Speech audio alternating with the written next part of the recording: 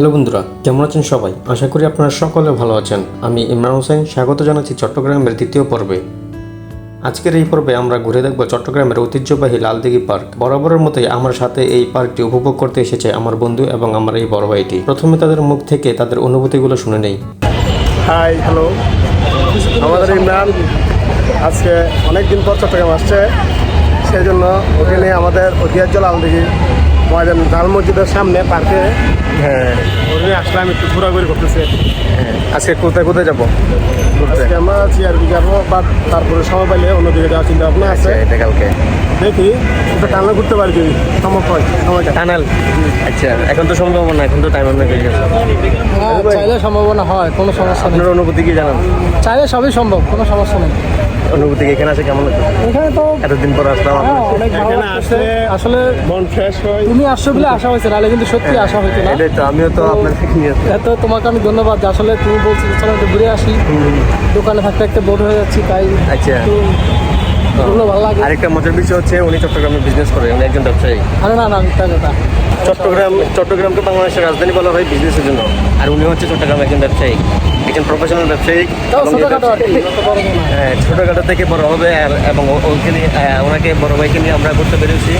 এটা হচ্ছে চট্টগ্রামের চট্টগ্রামের ঐতিহ্য লালদিঘি। ওই যে মসজিদটা আমার পিছনে দেখা যাচ্ছে, এটা খুবই বিখ্যাত চট্টগ্রামের জন্য।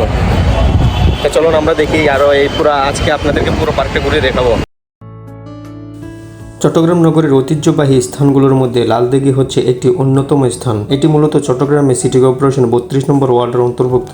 এই পার্কটি আপনাকে মুগ্ধ করতে বাধ্য হবে, কেননা এই পার্কের চারপাশে শুধু সবুজ আর সবুজে ঘেরা সুন্দর সুন্দর অসাধারণ গাছসমূহ। আর এত সুন্দর সবুজ গাছগাছালির জন্য এই পার্কটি পুরো গ্রিন গার্ডেন হয়ে রয়েছে।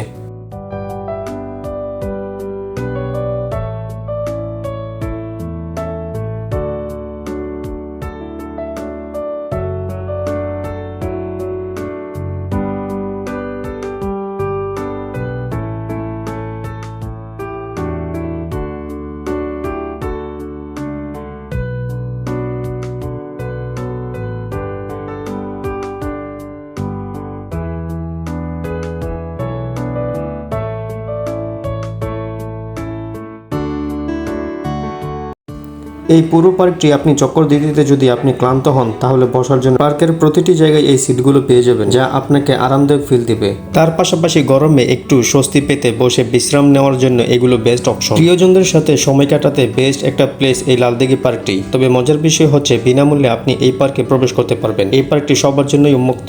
এই পার্কটি থেকে লালদিঘির এই জামে মসজিদ দৃশ্যমান হয়ে উঠেছে, যা পার্কটির সৌন্দর্য আরো দ্বিগুণ করে তোলে। তবে এই মসজিদে আমি অসংখ্যবার নামাজ পড়েছি, কেননা লালদিঘির আশেপাশে এরিয়াগুলোতে যেমন আন্দরকিলা, হাজারিলা, মহুল মার্কেটে আমি দীর্ঘদিন যাবৎ জব করেছি, তাই এই পার্ক এবং এই মসজিদটি আমার খুবই চেনা। এই পার্কের মূল আকর্ষণ পেতে হলে আপনাকে উপর থেকে নেমে একদম এই পুকুরটার কাছে আসতে হবে, কেননা এই পুকুরে বড় ছোট মাঝারি আকারের অসংখ্য মাছ রয়েছে। আর এই মাছগুলোকে যখন কিছু খেতে দেওয়া হয় তখন তারা ভেসে ওঠে। আর মাছগুলোর এমন দৃশ্য দেখার জন্য মানুষ প্রতিনিয়ত এখানে ভিড় জমায়। তবে আমরাও বেশ উপভোগ করেছি। এই যে আঙ্কেল মুড়ি দিচ্ছে, এখানে আঙ্কেল মুড়ি দিচ্ছে। এই যে এখন দেখুন মাছগুলো বেশি উঠবে পুরা। এই যে বিশাল আকৃতির মাছ।